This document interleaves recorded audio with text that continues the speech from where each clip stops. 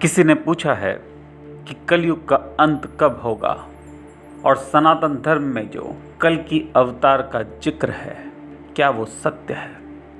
ये प्रश्न बहुत आम है, मनोरंजक है, परंतु इसका उत्तर एक बहुत बड़ी कुंजी है। आप इसका उत्तर ध्यानपूर्वक सुनिएगा।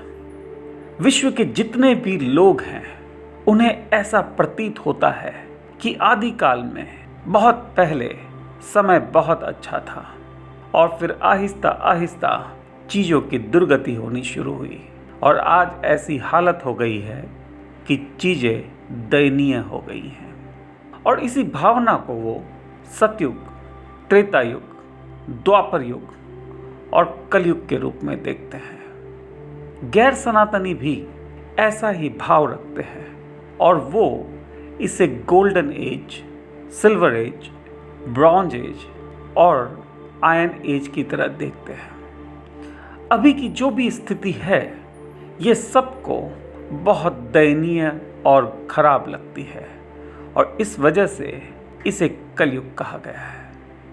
इस भावना को और जोर मिलता है जब हम सोचते हैं कि पुराने काल में तो भगवान श्री राम पैदा हुए थे, पुराने काल में तो कृष्ण पैदा हुए थे, पुराने काल में तो बुद्ध और महावीर पैदा हुए थे और ऐसे लोगों की वापसी संदिग्ध लगती है। ऐसा लगता है कि वो तो अलग ही काल रहा होगा जब भगवान राम राज करते होंगे, कृष्ण राज करते होंगे, बुद्ध और महावीर रहे होंगे। परंतु ये आपकी गलत धारणा है। आपने राम को तो याद रख लिया पर अयोध्या में धोबी जैसे लोगों को याद नहीं रखा। आपने कृष्ण को तो याद रख लिया पर कौरवों को याद नहीं रखा। आपने महावीर और बुद्ध को याद रख लिया पर ठगों की उन टोलियों को भूल गए। यदि दोनों चीज़ों को मिलाकर देखा जाए तो वो समय भी सतयुग नहीं रहा होगा, वो समय भी त्रेता या द्वापर नहीं रहा होगा, क्योंकि जब कृष्ण थे तो कौरव भी तो थे, जब बुद्ध थे तो ठगों की टोलियां भी तो थी, जब राम थे तब अयोध्या में धोबी भी तो थे। पुरातत्व विभाग वाले पुराने पुराने महलों को ढूंढ कर लाते हैं, गहनों के अवशेष ढूंढ कर लाते हैं, वैभव दिखाते हैं, परंतु साथ में उन्हें गुलामों के साथ किया गया अत्याचार भी दिखता है। वो काल भी सतयुग नहीं हो सकता। तो कहां से ये भावना हम सबके अंदर आ गई कि पहले सब कुछ अच्छा था और अब चीजें खराब होती जा रही है। आपको इसे ठीक से समझना होगा। समय कई प्रकार के होते हैं। एक समय होता है जो हम घड़ी में देखते हैं, कैलेंडर में देखते हैं, उसी के हिसाब से ट्रेनें चलती है, फ्लाइट्स उड़ती है, स्कूल शुरू होता है, ऑफिस शुरू होता है। वो एक स्टैंडर्ड टाइम है जो हर व्यक्ति फॉलो करता है। उस टाइम को हम कलाक्रम टाइम यानी क्रोनोलॉजिकल टाइम कह सकते हैं। सनातन धर्म में इसे कंस के रूप में दिखाया गया है और यूनानी धर्म में इसी समय को क्रोनस के रूप में दिखाया गया है। परंतु एक दूसरा समय भी है, वो है हमारा बायोलॉजिकल टाइम। वो हर व्यक्ति का स्वयं का टाइम होता है। वो गर्भ में रहता है, पैदा होता है, बचपन, जवानी, बुढ़ापा, ये सब एक घड़ी के समान चलते हैं और व्यक्ति अपनी बायोलॉजिकल क्लॉक से बहुत ज़्यादा प्रभावित होता है। उसकी वो धुंधली सी यादें जब वो पेट में था सतयुग की तरह याद रह जाती है। जब वो पैदा हुआ तो उसे राजा और रानी मिले, उसके माँ और बाप। राजा की तरह बर्ताव किया उन्होंने, परंतु सुरक्षा और खाने पीने की कमी नहीं होने दी।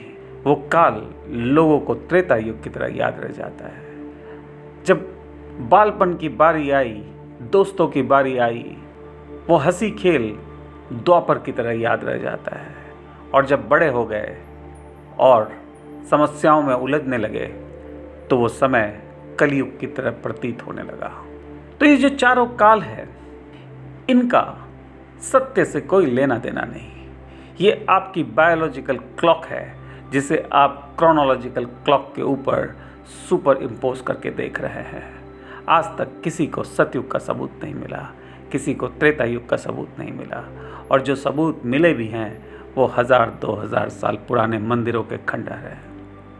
शास्त्र कहते हैं कि कलयुग 4 लाख साल और चल सकता है।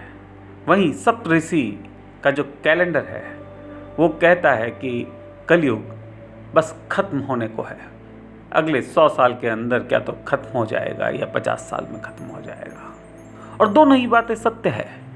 निराशावादियों के लिए कलयुग 4 लाख साल चलेगा और आशावादी के लिए कलयुग समाप्त होने की कगार पड़ी है। क्या है ये कलयुग और कैसे खत्म होगा? कलयुग को आपको ध्यानपूर्वक देखना होगा।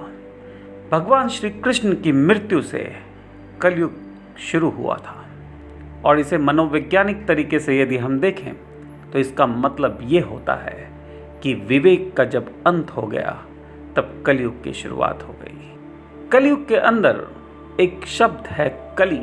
कली तो एक राक्षस भी था, परंतु फूल की कली को भी हम कली कहते हैं। और कली के रूप में रहना, उस असमंजस में रहना, अपनी संभावनाओं को उजागर नहीं होने देना कलयुग का प्रतीकात्मक चेहरा है। यदि ये कली खिल गई तो कलयुग समाप्त हो जाएगा, क्योंकि कलियों का युग समाप्त होकर फूलों का युग आ जाएगा। एक बुद्ध धर्म में बहुत बड़े संत हुए, उनका नाम था पद्म संभवा। पद्म का मतलब कमल होता है और संभवा का मतलब संभावना होती है। पद्म संभवा अमिताभ बुद्ध के पुनर्जन्म थे।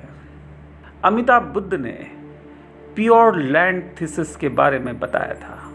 उन्होंने कहा था कि इसी जीते जी जन्म के अंदर हमें पुनर्जन्म लेना है, अजना चक्र के ऊपर ही रहना है और वही प्योर लैंड होगा। यानी कलयुग की समाप्ति अजना चक्र के ऊपर यदि हम रहते हैं तभी हो पाती है। कल की 2 शब्दों से बनता है, कल और की किंवदंतियों से आता है। और कल एक ऐसा अभूतपूर्व शब्द है जो यस्टरडे और टुमारो दोनों के लिए इस्तेमाल किया गया है। संस्कृत ऐसी भाषा है कि इसमें कोई भी शब्द दोबारा रिपीट नहीं किया गया, परंतु इतना बड़ा विषय, गुजरा हुआ कल और आने वाला कल, दोनों के लिए एक ही शब्द का प्रयोग किया गया। इसके पीछे एक बहुत बड़ा राज है, बहुत बड़ा विज्ञान है। कल भले वो गुजरा हुआ हो या आने वाला हो, यदि कल एक किंवदंती बन जाता है तो कल्कि का जन्म हो जाता है। यानी आप न भूत में रहें न भविष्य में रहें, यदि आप वर्तमान काल में जीना सीख जाते हैं तो कल्कि का अवतार होता है। यदि आपके अंदर की संभावनाएं पुष्प को जागृत कर देती है, पद्म संभवा बन जाती है, तो कल्कि का अवतार हो जाता है।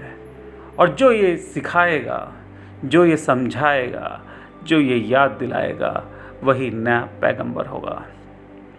नए पैगंबर के बारे में बहुत सारी मिथ्या है। पर्शियन धर्म कहते हैं कि मित्रा नाम का एक पैगंबर होगा। बुद्ध धर्म करते हैं कि मैत्रेय नाम का एक पैगंबर होगा। और इसी प्रकार सभी धर्म नए पैगंबर की बात करते हैं, सिवाय कुरान शरीफ के।